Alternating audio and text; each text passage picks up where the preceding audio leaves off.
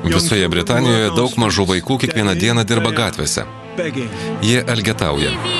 Duokit man nors vieną svarą. Jūs tikriausiai jūs matėt. Gal net davėt jiems kokį svarą ar du. O gal paprasčiausiai praėjot pro šalį. Kiekvieną kartą pamatę elgetaujantį vaiką mes suprantam, kad tai gali būti apgaulė. Tačiau iš tiesų už to slepiasi daug bjauresnis dalykas. Šiandien mes pakalbėsime apie vaikų išnaudojimą mūsų miestuose. Tai vergovė, šiuolaikinė vergovė. Tai bus pasakojimas apie organizuotą nusikalstamumą, dėl kurio atsirado rasizmas nukreiptas prieš vieną etninę grupę. Kiekvieną dieną mes girdim grasinimus nužudyti, nušauti ar dar ką nors padaryti. Mes pradėjom nuo elgetaujančių Londono vaikų. Duokit man vieną svarą. Jam, kurie nuvedė mus prie rūmų Rumunijoje. Mums jau reikia judėti. Mes susipažinom su čigonų baronu, kuris buvo apkaltintas prekyba vaikais. Mes negalim uždrausti jiems elgetauti. Jau 2000 metų mes gyvename iš elgetavimo. Mes susidūrėm su motinomis, kurios išnaudoja savo vaikus. Tu niekada neelgetavai? Ne. Bet tai netiesa, ar ne? Mes sužinojom, kokias šeimas jie išlaiko.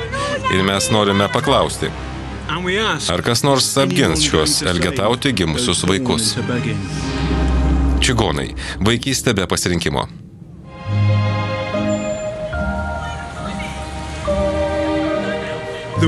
Savaitė iki Kalėdų.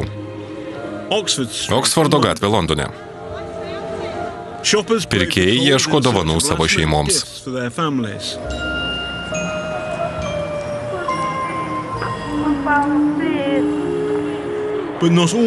Tačiau ne visi vaikai čia jaučia Kalėdų dvasią. Kai kuriems iš jų šis vakaras toks kaip ir kiti. Jiems reikia dirbti. Tai Britanijos vaikai elgetos. Kartu su jais yra moteris, kurios stebi kiekvieną jų judesį ir pasiima visus surinktus pinigus. Tarp pirkėjų pamatome šią mažą mergaitę. Negalime rodyti jos veido. Mes nežinom jos vardo. Vadinsime ją Alisa.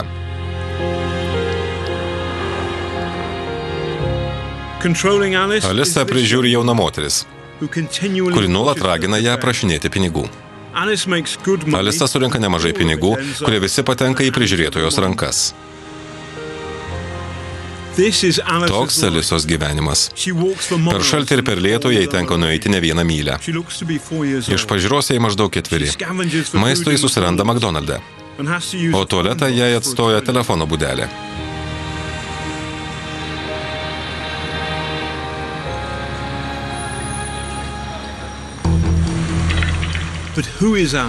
Bet kas tokia yra ta Alisa ir kiti vaikai elgetos? Kaip tai galėjo nutikti? Ir kur keliauja jų surinkti pinigai? Norėdami tai sužinoti, mes ištisus mėnesius filmavome elgetas mažomis kameromis, jiems patiems nieko apie tai nežinant. Aš ilgai stebėjau elgetaujančias moteris Oksfordo gatvėje, prie Marmuro arkos, Edžvaro rajone. Kai pirmą kartą juos pamačiau, pagalvojau, anok šia nusikaltimas, nieko baisaus, tai visai nebjauru. Tačiau tai tęsiasi labai ilgai. Jos daugelį valandų vertė vaikus ir net kūdikius rinkti pinigus. Tai mane sukrėtė. Nusprendžiau sužinoti, iš kur atvyko Alisa ir kiti vaikai. Vieną vakarą nuėjau į Edžvaro rajoną Londono West Ende. Ten pamačiau 2 elgetaujančias mergaitės. Duokit man nors vieną svarą. Iš kur tu? Iš Rumunijos. Rumunija. Taip, ačiū. Kiek tau metų? Ką? Kiek metų? 9. 9. O tau? 7. 7. Taip. Jos pasakė, kad atvažiavo čia iš Rumunijos sostinės Bukarešto. Norėdamas sužinoti daugiau, išbandžiau savo skurdžias rumunų kalbos žinias. Kur jūsų tėvai? Tėvai? Taip. Kur? Ten? Tavo mama? Taip. Dabar 10 valanda vakaro. Labas. Ar tai tavo mama? Iš kur jūs? Iš Bosnijos. Aš turiu mažus vaikus, neturiu pinigų pienui. Jie apsimeta, kad atvyko iš Bosnijos, bet jie meluoja. 4 vaikai. 4 vaikai. 4. Jūsų dukra sakė, kad jūs iš Rumunijos. Iš kurios jūs Rumunijos vietos? Bukarešto. Nėra pinigų vystyklams, pienui. Mano vaikai maži. Bet ar jie neturėtų būti lovoje? Ar jiems nelaikas miegoti? Duokite man 20 svarų pienui, kūdikiui. Į pokalbį įsitraukia šiukšlininkas. Jos trinasi čia kiekvieną vakarą. Iki kelintos? Iki 1, 2. Bet tai nesaugu. Ir tai matot nuolat. Taip, kiekvieną vakarą. Kai jau susirašiau eiti, kilo muštynės. Vaikams tikrai nederėtų būti tokiu metu lauke. Elgetauti verčiami vaikai labai dažnai patiria juos traumuojančius išgyvenimus. Jie negauna jokio išsilavinimo. Jie turi problemų dėl maisto, turi sveikatos problemų. Jie auga manydami, kad tai yra vienintelis būdas, įprastas būdas užsidirbti pragyvenimui. Todėl jie nemato kitokios išeities. Visą tai atima iš jų vaikystę.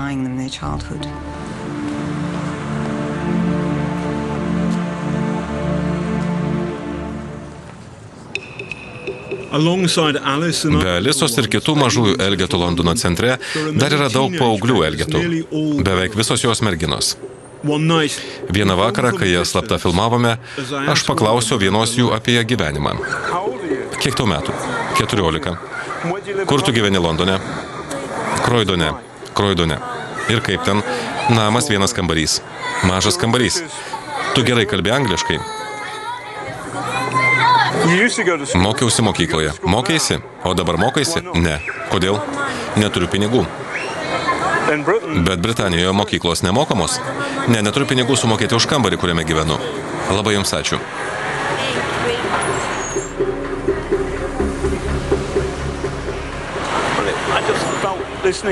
Kalbėdama su ją jaučiau jos nepasitikėjimą, vilties nebuvimą, netikėjimą ateitim. Ir tai labai liūdino. Tai kažkokios atliekos. Ta mergina galėtų kaip nors pakeisti savo gyvenimą. Paddingtono stotis. Kaip ir visų priemiesčių gyventojų, merginos, kurią mes vadiname Alisa ir jos prižiūrėtojos diena prasideda čia. Iš pradžių jos nueina į greito maisto užkandinę ir papusryčiauja. Paskui jos susitinka su kitomis moterimis, kai kurios iš jų su kūdikiais. Paskui jos išeina. Beveik visos ryšys kareles. Alisa taip pat. Vėliau jos patraukia į Bayswaterį, kur viena moteris pavagė skarelę. Ji ką tik pavogė skarelę. Elgetavimo diena prasideda. Alisa gerai išmano savo darbą. Kai praeivė duoda jai monetą, Alisa supranta, kad reikia prašyti daugiau.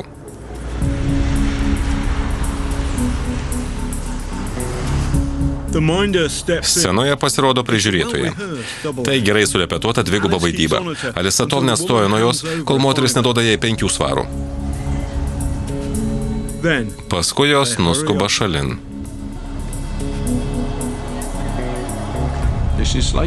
Tai vergovė, šiuolaikinė vergovė. Kaip galima taip išnaudoti 3, 4, 5, 6 metų vaiką?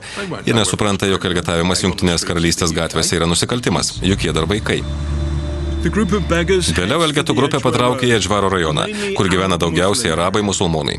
Alisa ima elgetauti šalia vietinės kavinės, o jos prižiūrėtoja susitinka su kitomis moterimis. Visos šios jaunos moterys teikia pirmenybę musulmoniškiems apdarams. Vietiniai jau yra matę visą tai ir anksčiau. Maždaug kas 5 minutės ateina 3-4 žmonės, kurie prašo išmaldos iš klientų. Kiekvieną dieną čia ateina labai daug čigonų rumunų, prašinėjančių žmonių pinigų. Iš kur žinot, kad jie rumunai? Visų pirma, nekalba arabiškai. Antra, jie kalba rumuniškai. Jos ne musulmonės, jos čigonės. Jos tik apsimeta musulmonėmis, kad arabai jų pasigailėtų ir duotų pinigų.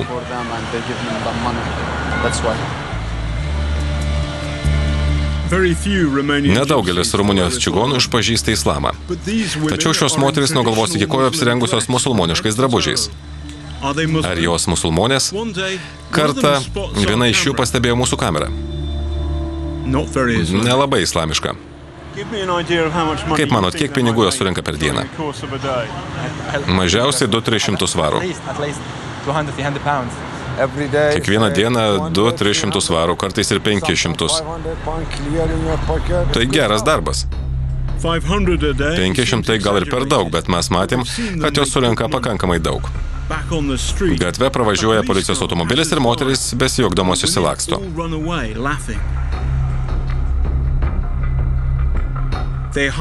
Jos pasislepia nuo policijos šalutinėje gatvelėje. Čia iš viso 13, didžioji dalis su kūdikiais ir vežimėliais. Kai horizonte nieko nematyti, jos grįžta į pagrindinę gatvę ir dirba toliau.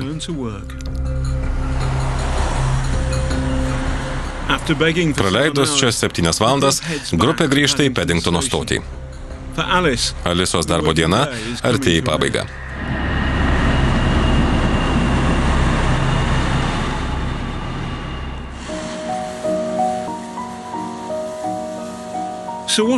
Kaip su elgetaujančiais vaikais elgiasi policija? Mūsų tyrimo metu mes gal tuziną kartų tai matėme. Policija sustabdo ir užsirašo jų duomenis. Tačiau vaikų prižiūrėtojos visai to nebijo. Tai jų dienos rutina. Jos net įžūliai fotografuoja juos savo telefonais. Tai dienos suvenyrai. O paskui policija, kaip ir visada, jas paleidžia. Bet ar šios moterys tikrai pažeidžia įstatymus? Elgetavimas nėra sunkus nusikaltimas, tačiau už vaikų darbo išnaudojimą jos gali net 14 metų sėsti į kalėjimą. Mes matėm daug moterų, kurios naudojo savo kūdikius kaip elgetavimo priemonės ir vertė elgetauti savo vaikus. Policijoje mums pasakė, kad pareigūnai gali panaudoti įvairias priemonės savo nuožiūrą. Nuo arešto iki šaukimo į teismą. Jie gali nuspręsti, kad moterų suėmimas, kurios dažniausiai yra vaikų motinos, pakenks pačių vaikų interesams. Tačiau jie gali kreiptis į socialinės tarnybas. Valdžios atstovai Britanijoje šiandien nedaro beveik nieko, kad padėtų vaikams elgetoms. Jie nesupranta, kokią įtaką visą tai daro vaikams. Ir tai ne vien tik policijos problema. Čia turi kartu dirbti sveikatos priežiūros, mokslo ir socialinės apsaugos tarnybos. Svarbiausia yra vaiko apsauga. Į tai turi būti žiūrima kaip į vaiko saugumo užtikrinimo problemą. Kaip galėjo nutikti, kad policija matė, kaip elgetauja 4-metė Alisa ir nieko nesėmė, kad tai sustabdytų? Nėra abejonės, kad vienas iš svarbiausių tai nulėmusių veiksnių – elgetų tautybė. Jie yra čigonai arba romai iš Rumunijos. Elgetauja tik labai nedidelė romų dalis. Tačiau visos moterys ir vaikai, kuriuos mes nufilmavome Londono gatvėse, atėjo būtent iš šitos bendruomenės. Romai yra didžiausia etninė mažuma Europoje ir pati neturtingiausia. Daugelį amžių jie gyveno vos sudurdami galą su galu, vos besukrapštydami pragyvenimui. Čigonų istorija – persekiojimo istorija. Antrojo pasaulinio karo metu nacistai ketino visiškai juos išnaikinti. Tas košmaras baigėsi. Tačiau net ir šiandien Rumunijoje, kur gyvena daug romų, rasizmas prieš čigonus yra plačiai paplitęs reiškinys. Kiekvieną dieną galima išgirsti dešimtis, gal net 100 čigonų skundų dėl grasinimo juos nužudyti, sudeginti, sterilizuoti, nušauti, ištremti ar dar ką nors padaryti. Du paskutiniai dešimtmečiai, kurių metu Rumunijos čigonai bandė įsikurti vakarų Europoje, buvo jiems labai sunkus. Italijoje čigonų stovyklas sudegino neofašistai arba nugriovė valdžios buldozeriai. Prancūzai pasiūlė jiems pinigų, kad tik jie grįžtų namo. Tai buvo rasistinė ir kvaila politika. Šiaurės Airijoje čigonai taip pat neturėjo ramybės. Ten smurto protrūkiai privertė juos palikti savo namus. Į čigonus daugelį amžių buvo žiūrima kaip į nusikaltėlius – vagis, elgetas ar valkatas. Kaip į problemą. Mes daugiau negalim galvoti apie vieną išskirtinę žmonių grupę, kaip apie ypač linkusią nusikalsti.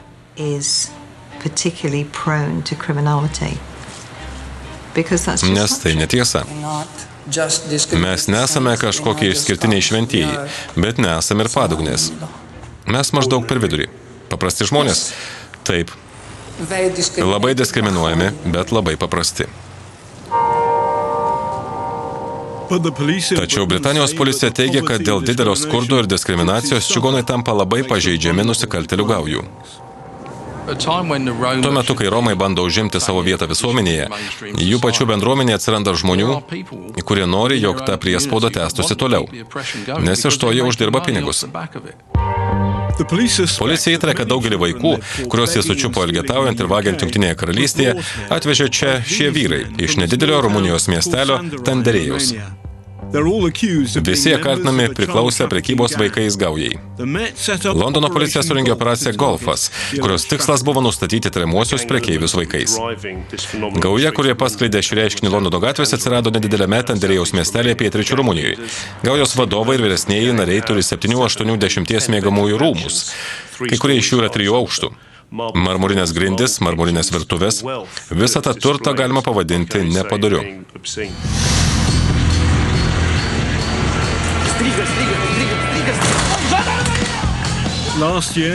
Praėjusiais metais jungtinė Britų rumunų policijos komanda nusprendė, kad jie turi pakankamai įkalčių, jau galėtų susemti gaujos narius Rumunijoje. Operacijoje dalyvavo 400 pareigūnų. Jiems padėjo malūnsparniai elitinės karinės pajėgos. Jų taikinyje atsidūrė 34 vilos. Policija rado daug automatų, peilių, kardų ir kulkų neperšaunamų liemenių. Jie konfiskavo daug namų, prabangių automobilių, 1000 svarų vertės valiutos ir 11 kg aukso. Policija teigia, kad tai buvo rimtas proveržis kovojant prieš gaują, kuri kaltinama pardavusi Jungtinę karalystę maždaug 200 vaikų. Patys gaujos nariai manė, kad vienas vaikas Londone gali jiems uždirbti maždaug 40 000 eurų per 3 mėnesius. Tai beveik 100 000 svarų sterlingų per metus. Be to, tas vaikas ne tik elgetauja, bet dar vagiliauja. Tai irgi neša pelną. Tačiau atrodo, kad suėmimai Rumunijoje nelabai ką pakeitė Londone. Elgetavimas vyksta toliau. Alisa bei kiti vaikai ir toliau uždirba pinigus tokiu būdu. Jų jėgas palaiko skaldinė Red Bull arba kolos gėrimas kūdikio buteliuke.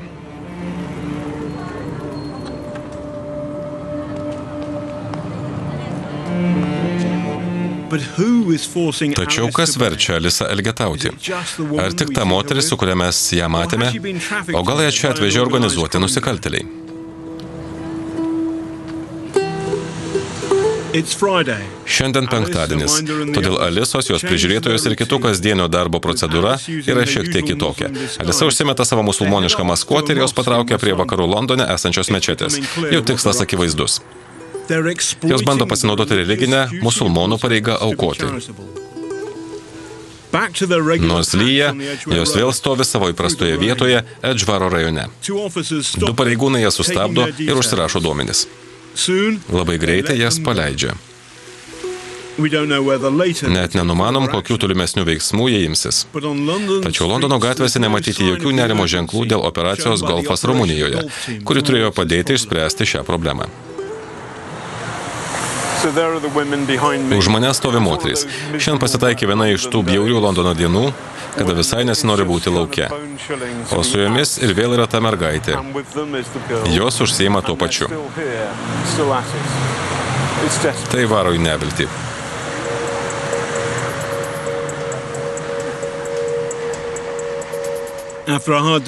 Kur eina Alisa po sunkios elgetavimo dienos? Paddingtonas, 19:12, traukinys į Twyfordą. Mes ir toliau slapčia filmuojame grupę. Laikas persirinkti. Kai jos išlipa Slauge, Berkšire, Alisa jau nusirišusi savo musulmonišką skarelę ir užsidėjusi kepuraitę su bumbulu. Sningant, jos pėdina beveik 2 myles iki Čelvio šalia greitkelio M4. Jos žaidžia su sniegu. Jos pradeda mėtytis sniego gniūžtėmis. Tai tos retos akimirkos, kai Alisa gali tapti vaiku. Mūsų vos nepastebėjo, todėl reikia dingti.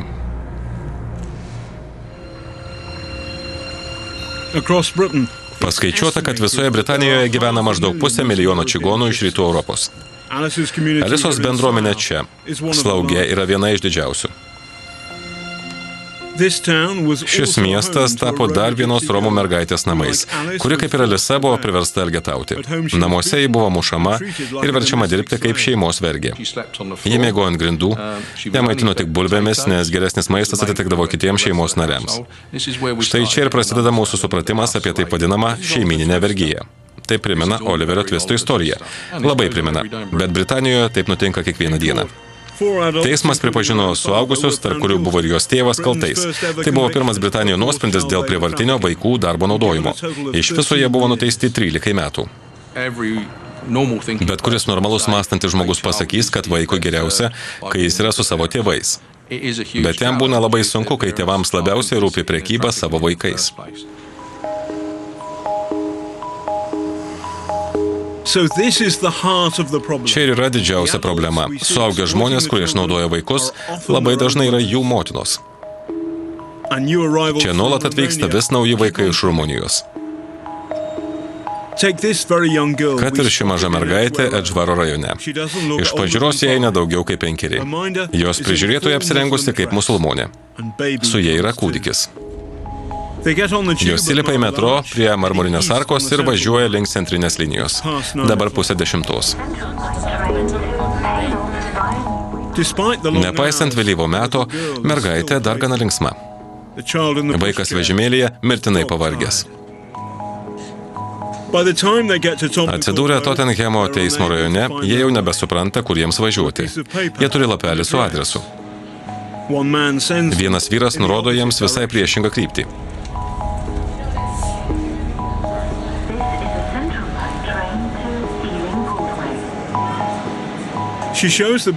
Ji parodo popieriaus skiautę kitiems keleiviams. Ši moteris atrodo labai alkana ir visai nemoka angliškai. Dideliame mieste ji atrodo visiškai pasimetusi.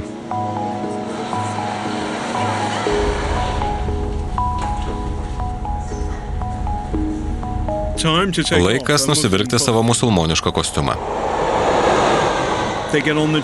Jos lipa į metro ir važiuoja į šiaurę.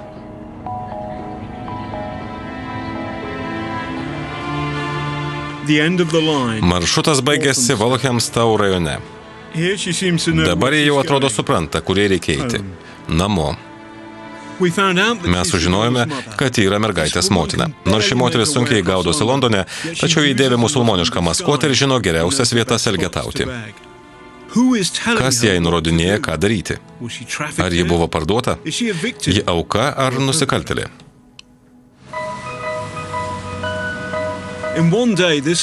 Per dieną ši mergaitė tikriausiai uždirba tiek, kiek suaugęs iš jos kaimo Rumunijoje uždirba per visą mėnesį. Gali būti ir kita priežastis, kodėl ji elgetauja gatvėse. Neviltis. Oficialiai, priešingai netarkime Lenkams, rumunams egzistuoja tam tikri apribojimai darbams, kuriuos jie gali dirbti Jungtinėje karalystėje. Jeigu jie nedirbo čia legaliai 1 metus, jie negali gauti jokių pašalpų. Rumunai čia automatiškai neįgyja teisės į darbą. Todėl vienas iš būdų užsidirbti yra elgetavimas.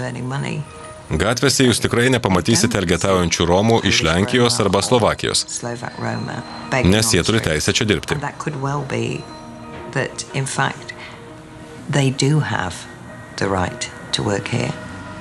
Rumunai gal ir negauna jokių pašalpų, tačiau, kaip parodė operacija Golfas, gaujos labai lengvai randa būdų, kaip apeiti įstatymus.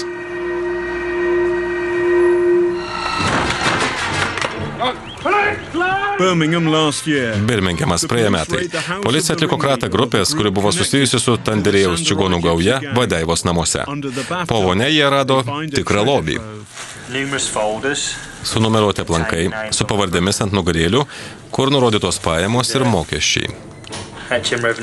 Šiame aplanke radome tuščius rumuniškus gimimo liudijimų blankus.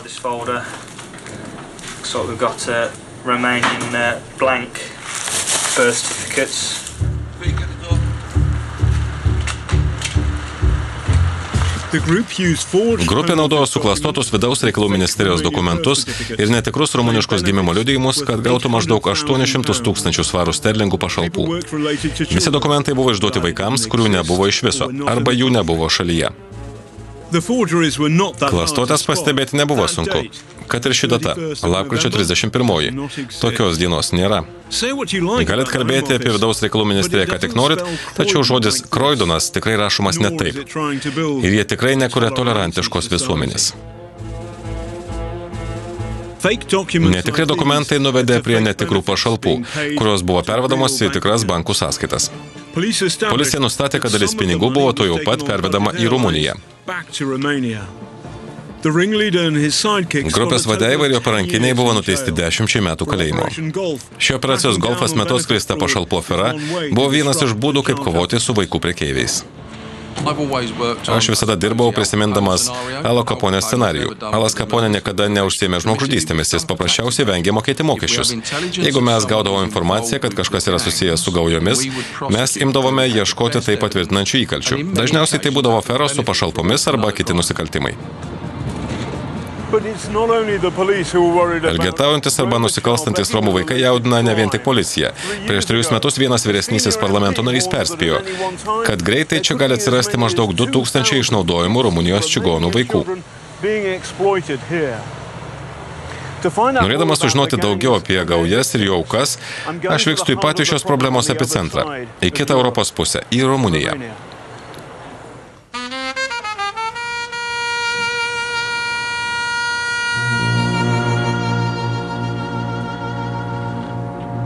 Tai visai normali šiuolaikinė šalis, tačiau kai kurie jos regionai vis dar gyvena labai skurdžiai. Čia yra daugiau kaip 2 milijonai čigonų, kurie gyvena baisiame skurde. Kai kurie čigonų kaimai atrodo kaip viduramžiais.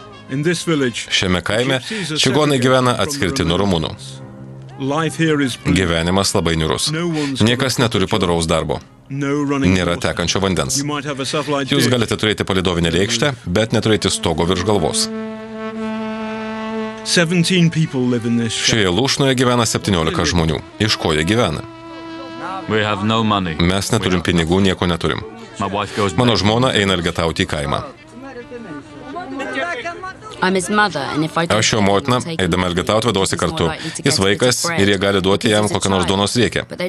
Man jie nieko neduoda, jie man sako, eik dirbti, bet jam duoda kokį duonos gabalą. Motinos išmoko savo vaikus, kaip reikia elgetauti. Aš liepiu jam sakyti, ponia, būkit gailestinga, paaukokit ką nors dėl Dievo meilės. Kadangi vaikai tampa pagrindiniai šeimos maitintojais, mokykla jiems pasitraukia į antrą vietą. Kai namuose visai nelieka maisto, aš vėl veduosi į kartu elgetauti. Jis neina į mokyklą 2-3 dienas, gal savaitę. Girdėjau, kad kai kurie jų buvę kaimynai išvažiavo į vakarus. O kaip jūs, norite išvažiuoti į vakarus? Norėčiau išvažiuoti, bet aš neturiu pinigų išvykti į užsienį. Mes neturim pinigų, neturim maisto. Jeigu jie pasiskolins pinigų iš čigonų lupikautojų, jiems teks atiduoti kur kas daugiau. Pasiskolinę 100, turim gražinti 200. Bet iš ko mes gyvensime, jeigu dar mokėsim procentus, turėdami 7 ar 8 vaikus? Policija teigia, kad ištisos šeimos tampa gangsterių vergais. Jie priversti elgetauti, kad galėtų gražinti skolą. Skurdžio plėšimas buvo vienas iš kaltinimų čigonų gaujai, į kurią taikėsi operacija Golfas. Praėjusiais metais Tenderėjoje surengtų reidų metu suimti vyrai buvo apkaltinti maždaug 200 vaikų pardavimu į Jungtinę karalystę. Jie jau 7 mėnesius sėdi kalėjime. Tačiau teismas pateko į aklavietę. Visi kaltinamieji pareiškė esantis nekalti.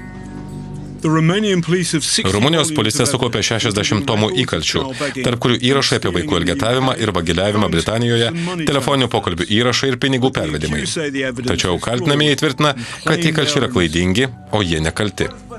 Nėra nei vieno žmogaus, kuris būtų pasiskundęs, kad aš paėmiau jo vaiką ir jį pardaviau. Jie apkaltino mane, kad pardaviau savo pusbrolį, kuriam dabar 54. Jie sako, kad jis nepilnametis ir kad aš uždirbau pinigus iš savo vaikų. Aš niekur nebuvau išvykęs iš šalies, nieko nepardaviau. Mes čigonai, todėl esame čia. Rumunijoje mums nėra jokio teisingumo. Aš noriu į laisvę.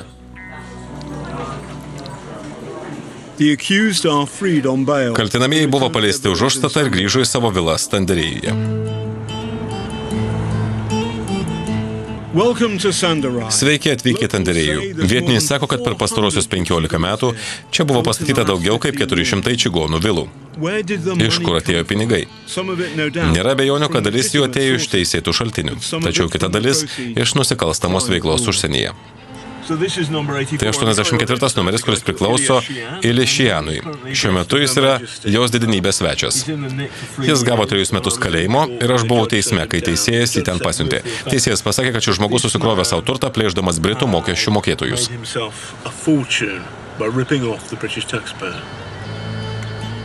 Jis buvo nuteistas už sukčiavimą pašalpomis. Šalia kitos vilos mūsų kamera patraukė visai nepageidaujamą dėmesį. Jums turėtų būti gėda. Kodėl tai darote?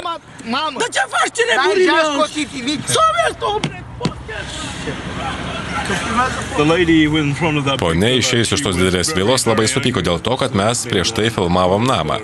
Ji be jokių užuolankų davė mums suprasti, jog visai nepageidauja, kad mes filmuotume tą vietą.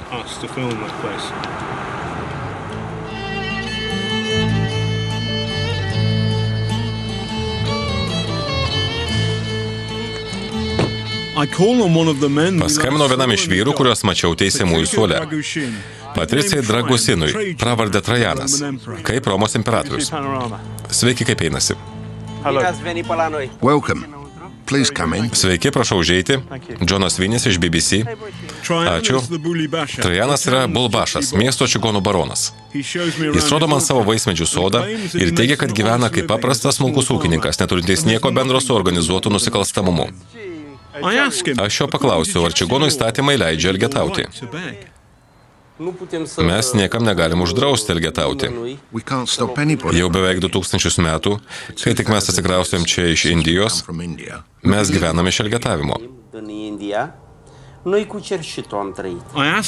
Paklausiu apie čigonų vaikus, kuriuos mačiau elgetaujančius Londone.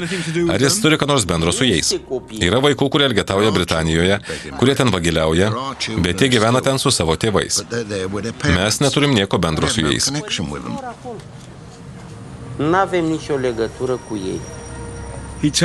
Jis pasakojo man, kad čigonai gauna daug pinigų iš Britų duodamų pašalpų. Visa kaltė tenka Britams. Kodėl? Nes Britanijos valstybė duoda jiems pinigų. Labai daug pinigų, kurie Rumunijoje verti dar daugiau.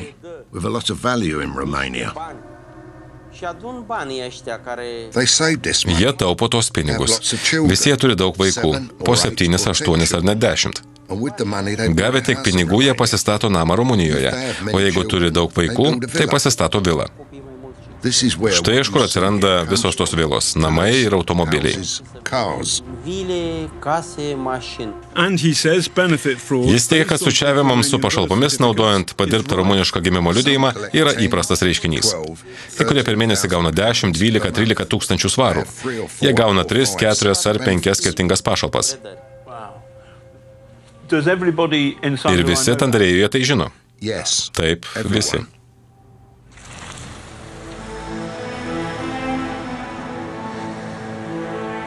Mes grįžtame į Britaniją, norėdami sužinoti, kaip visą tai, ką išgirdom Rumunijoje, siejasi su Alisos istorija. Mes jau nemažai žinojome apie ją. Jis su savo prižiūrėtoja nuolat susitinka su grupė moterų ir vaikų slaugo stotyje. Mes jau matėme Alisos namus ir išsiaiškinom, kad jos prižiūrėtoja yra jos motina. Atrodo, kad dar paauglystėje Tanderėjaus gauja neteisėtai išvežė ją iš Rumunijos.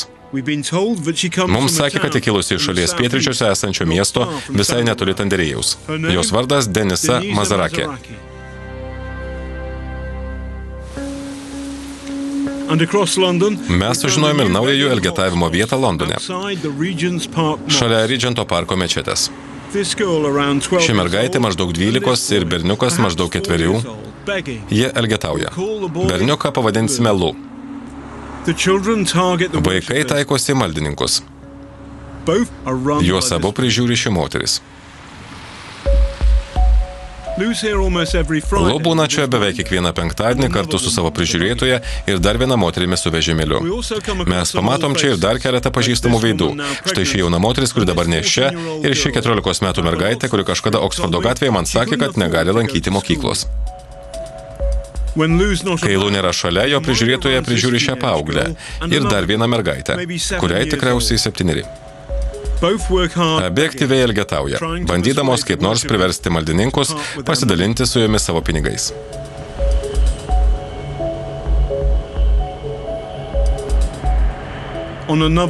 Kitą dieną prie Lou grupės prisideda trečia moteris, kuri prižiūri maždaug 13-metį berniuką. Jie elgetauja čia 3,5 valandos, o paskui nuvažiuoja autobusu. Mes patraukiam kartu su jais. Kelionė baigėsi Ilforde, Essex'e. Šalia įvažiavimo, kur stovi BMW X5. Šis rajonas, kaip ir Slaugas, garsus Romų vaikais, kuriuos kontroliuoja organizuoti nusikaltėliai. 4 valanda ryto praėjusių metų spalio mėnuo. 300 pareigūnų vadovaujami žmonių iš golfo operacijos atlieka reidą Ilforde, ieškodami vaikų, kuriuos tariamai čia atvežė Tandrėjaus gauja. Jų pavardės yra Rumunijos policijos sudarytame 1000 vaikų sąraše, kuriuos, kaip manoma, gauja išvežė iš Rumunijos prieš 5 metus. Čia 4 suaugę ir 6 vaikai. Pastatas apsuptas. Ar gali jam paaiškinti, kad mes turime kratos orderį šiai patalpai apieškoti? Taigi tau 10. O jai 6, teisingai? Operacijos štabe yra gerų naujienų. Šiuo adresu gyvena 4 suaugę ir 1, 2, 3, 4, 5, 6, 7, 8, 10. 10 vaikų. 10 vaikų. Jie saugomi, 2 iš jų tikrai yra sąraše. 15 vaikų paimami policijos žinion. Tačiau pasirodo, kad jie visi gyvena su savo šeimomis ir lanko mokyklą. Atrodo, jie yra saugus, todėl jie grąžinami tėvams. Nei vienas iš jų Britanijoje nebuvo apkaltintas prekyba žmonėmis ar išnaudojimu. Tai kaip jie atsidūrė parduotų vaikų sąraše, jeigu gyvena su savo tėvais? Viena iš didžiausių problemų, su kuria susidurėm nuo pat šio tyrimo pradžios, yra ta, kad aukos, tie vaikai, kurie gyvena su tėvais, nenori nieko pasakot. Jie net nesupranta, kad yra aukos. Kai kuriems net atrodo, kad tokie policijos veiksmai kelia grėsmę Romų bendruomenės ateičiai. Vaikų apsauga yra aukščiau už visą kitą, nesvarbu, ar tai Romų vaikai ar ne. Tačiau, kai tyrimas apima visą bendruomenę, jis turi būti atliekamas labai jautriai. Kiekvieną kartą, kai atliekamas didelis reidas ar kita akcija, jūs žengiat žingsnį atgal, nes bendruomenė ims vieningai priešintis.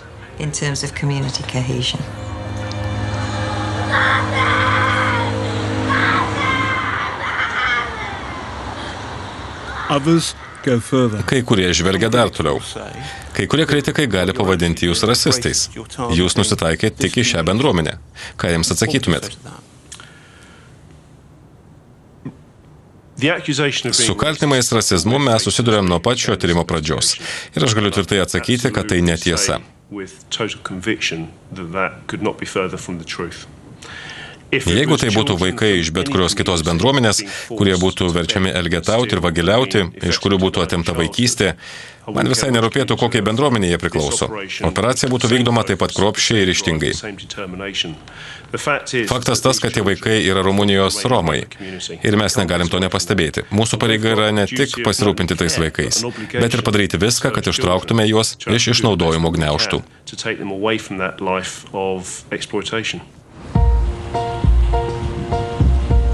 Prieš čigonų gaują nukreipta operacija Golfas pasiekė savo baigiamąją fazę praėjusių metų pabaigoje.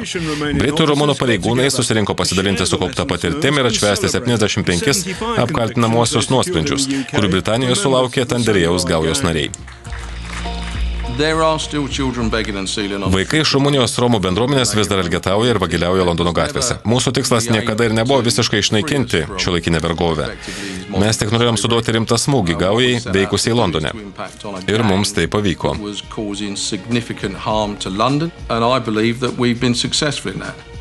Baigus golf operaciją, vyriausybė pažadėjo sugriežtinti pašalpų skirimo sistemą ir pagerinti išnaudojimų vaikų apsaugą, veikiant kartu su policija ir socialinio aprūpinimo agentūromis. Bet ar to užteks padėti mūsų matytiems vaikams? Jie vėl grįžo į gatves elgetaut, mes nuolat juos nufilmuojam. Kodėl nebuvo imtasi efektyvesnių priemonių pašalinti vaikus elgetas iš mūsų gatvių? Tai netiesa, kad nebuvo imtasi. Ar šioje šalyje žmonės vis dar nusikalsta? Taip. Ar valdžia imasi veiksmingesnių priemonių prieš juos? Taip imasi. Galų gale jūs dominantys žmonės nebūtinai yra moteris su vaiku gatvėje. Jos abu gali išnaudoti kažkas kitas. Už viso to slepiasi stambus tarptautiniai nusikaltėliai. Juos reikia ištraukti dienos šviesą ir tuomet mes pašalinsime elgetaujančias moteris ir vaikus iš mūsų gatvių. Bet ar šios vaikus išnaudoja vien tik nusikaltėlių gaujos? Šalia Regento parko mečetės Lu vis dar yra verčiamas elgetauti. Kas jį kontroliuoja? Mes neelgetaujame. Sakote, neelgetaujate? Ne. Niekad neelgetavot? Ne. Bet tai netiesa. Juk tai jūs. Parodžiau nuotraukas ir jie prisipažino elgetavusi. Kartais per dieną jūs surenkat 100 svarų arba dar daugiau. Kas nutinka su tais pinigais? Kurie dingsta? Aš nesurinku 100 svarų, ne. Tai kiek surenkat? 10-20 svarų. 10-20 per dieną. Taip. Bet jūs ateinate ten anksti ryte, išeinat vėlai vakare. Surenkat tik 20 svarų per dieną. Nelabai tikiu. Palaukit. Elgetavimą draudžia įstatymai. Vaikų elgetavimas dar blogiau, nes jūs išnaudojate tuos vaikus. Kur dingsta pinigai?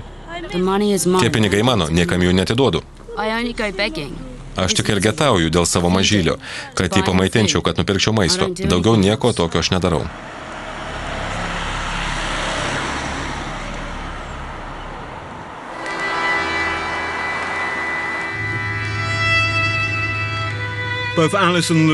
Alisa, Lu ir jų prižiūrėtojos kažkur dingo. Kur jie galėtų dabar būti? Rumunijoje. Žmonės, kurie prižiūrėjo Lu, atvyko iš čia, iš Huedino šalies šiaurėje. Čia galima pasigrožėti labai įspūdingais statiniais. Čia dažnai galima pamatyti ir automobilius su britiškais numeriais. Mes ieškom adreso, kur turėtume rasti Ilfordo grupę. Važiuojant pro šalį pastebėjom tą patį BMW, kuris stovėjo prie namo Ilforde. Tas pats automobilis. Juodas BMW X5.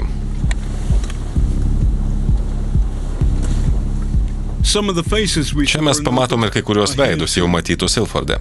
O tai Joanas Rostašas. Paskutinį kartą mes jį matėme Ilforde. Mums sakė, kad jis šios šeimos galva.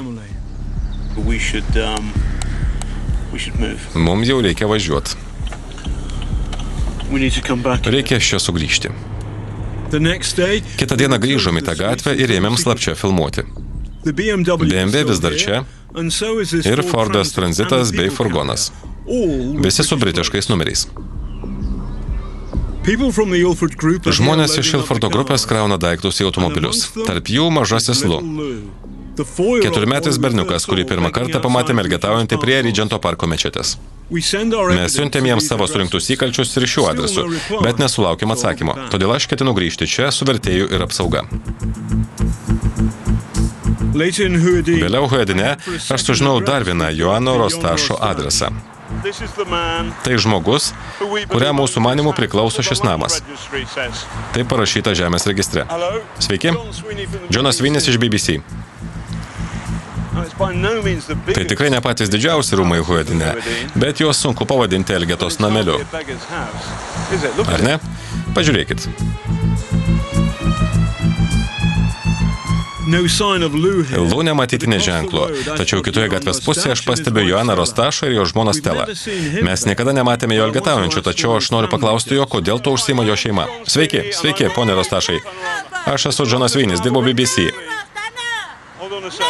Čia ne Rostašas. Ne, jis ne Rostašas. Atsiprašau, sveiki. Džonas Svinis, BBC, Panorama. Sveiki. Ko jūs norite? Norėčiau paklausti. Eikit iš čia. Norėčiau paklausti apie vaikų elgetavimą. Kokios problemos? Ko jūs norit? Kodėl filmuojat? Norėčiau paklausti apie vaikų elgetavimą. Tai jūs šalia savo namo Ilforde. Tai irgi jūsų namas. O tai mažasis Lu. Mes daug kartų filmavom, kaip jis elgetauja. Jis ne mūsų. Minutėlę išvers. Ko jūs čia atvažiavot? Neždinkitės. Kodėl vaikai elgetauja? Iš kur jūs turite tiek pinigų? Mes nieko nežinom. Palaukit. Nefilmuokit mūsų. Paprasčiausias klausimas, kodėl vaikas elgetauja, jeigu jūs turite tiek daug pinigų? Tai teisingas klausimas. Neždinkitės iš čia, arba aš praskelsiu jums galvą. Supratot, neždinkitės.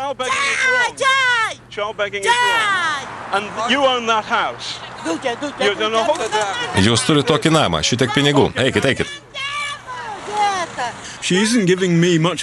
Ji net neleido paklausti. Kodėl važinėjate į Londoną? Kodėl važinėjate, jeigu turit krūvas pinigų? Aš jam to užvošiu. Pasakyk, kad aš jį primušiu. Tai mūsų turtas. Ko jis prikibo? Pasakykit, kad jis dingtų iš čia. Pasakyk, kad neždintųsi, kol nesudaužiau jam galvos. Mums labai aiškiai davė suprasti, kad turim pasišalinti. Tai ketinam ir padaryti. Mes jau važiuojam. Mes važiuojam. Nefilmuokit. Aš ją sudaužysiu. Gerai, mes išeinam. Sudaužysiu kamerą. Gerai, mes važiuojam. Mums nepavyko nieko sužinoti apie Lu. Kur jis yra dabar? Ir ar jis vis dar elgetauja? O kaip Alisa ir jos mama Denisa? Mes atsekėm paskui tą mažą mergaitę, kurią vadinome Alisa, iki pat jos miesto Fetesčio. Sužinojome jos adresą ir dabar ketiname pasibelsti į jų duris. Kaip ir Tanderėjuje ar Huedine, Fetestėje pilna čigonų vilų. Čia gyvena Denisa Mazarakė. Sveiki. Sveiki. Kas nutiko? Esu Džonas Vynis, dirbu BBC. Mes ieško moters vardu Denisa Mazarakė.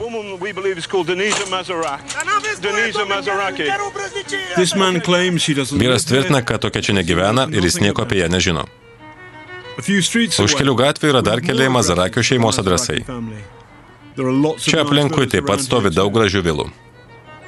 Tačiau niekas šioje gatvėje nieko negirdėjo apie Mazarakių šeimą. Ar pažįstat, ką nors iš jų? Šią mažą mergaitę Alisa, o šią ponę Denisa Mazarakė? Jie ištisus mėnesius elgetavo Oksfordo gatvėje Londone. Jūs jų nepažįstat? Ne. Tikrai?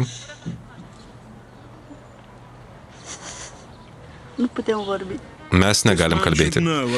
Šis vyras tikrai turi kažką žinoti apie Alisą ir Denisą. Man sakė, kad jis Deniso senelis. Ši maža mergaitė. Ką ji čia veikia? Ar tai jūsų anūkė? O jeigu ir taip, tai kas iš to? Ką mums daryti? Jeigu tai kodėl dėl Dievo ji turi ištisus mėnesius elgetauti Londone? Tai kas, kad ji ten elgetauja? Gal jį ką nors nužudė? Gal suskaldė ką nors galvą? Jos elgetavo. Nufilmavom, kaip jos elgetavo ištisus mėnesius. Gal galiu paklausti jūsų vardo? Norit sužinoti mano vardą? Georgija Nikolaja. Georgija Nikolaja. Neturit nieko bendro su Mazarekiais. Ne, Mazarakių nebėra. Mazarakiai kapinėse.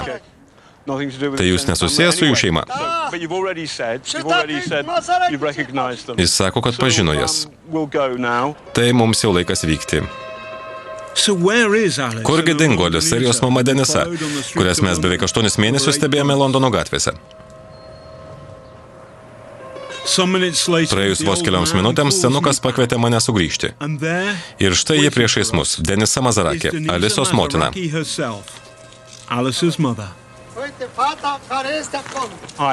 Sveiki. Kalbate angliškai? Jūs Denisa? Taip. Mes buvom susitikę Londone tikriausiai.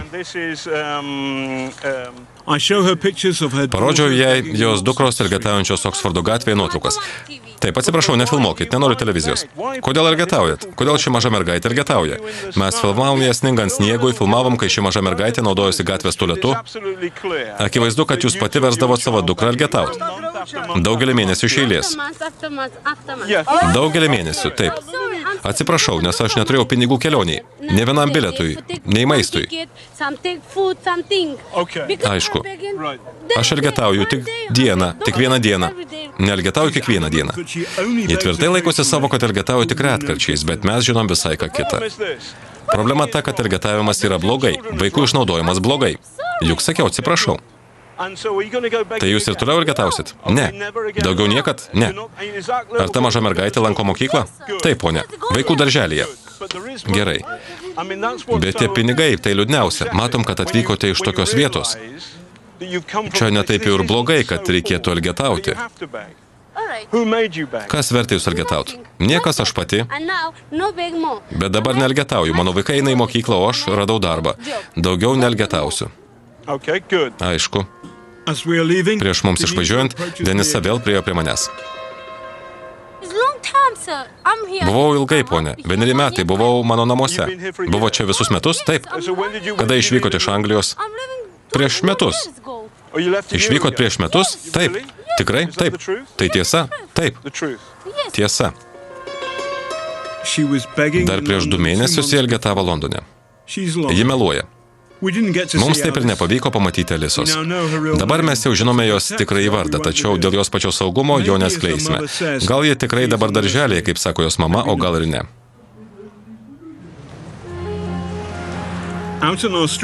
Gatvės ir toliau sukasi vaikų išnaudojimo ratas. Mergaitė, kuri man sakė, kad jai 14 ir ji negali sau leisti lankyti mokyklos, dabar jau nėščia ir vis dar elgetauja. Mūsų filmuota nėščia moteris jau pagimdė ir dabar yra čia su savo naujagimiu. Paskutiniu Britanijos vaikų elgetų armijos naujoku. Manau, kad elgetavimas ir prekyba vaikais yra 2 visai nepriimtini reiškiniai, kuriuos reikėtų jau pat išgyvendinti. Negalima užkrauti visos atsakomybės vien tik policijai, už tai atsakingi mes visi. Mes kaip Romai, kaip Romų aktyvistai, kaip žmogaus teisių aktyvistai, mes privalom daug ir garsiai kalbėti apie tai. Galbūt reikėtų paprašyti Romų bendruomeniai vadovaujančių žmonių, kad jie pabandytų išsklaidyti bent keletą tų mitų, kad elgetauti gerai, kad vogti gerai, nes būtent tuo mes ir užsiimam. Juk nuo 18 amžiaus mes labai pasikeitėm. Kiti taip pat turi keistis kartu su mumis. Išsilavinimas, įvairios galimybės, darbas. Tik tai ištrauk žmonės iš skurdo, tik tai padės jiems atsikratyti priespaudos. Mūsų gatvėse dar daug tokių mergaičių kaip Alisa ir tokių berniukų kaip Lu. Mūsų tyrimo metu Panoramai pavyko nufilmuoti daugiau kaip 50 Rumunijos čigonų vaikų, kurie buvo išnaudojami, verčiant juos elgetauti. Tai tik vienas nedidelis viso paveikslo fragmentas. Gyvendami užribyje, savo pačių šeimų verčiami elgetauti ir dažnai nesulaukdami jokio dėmesio iš valdžios, jie jau tapo užmirštaisiais Britanijos vaikais.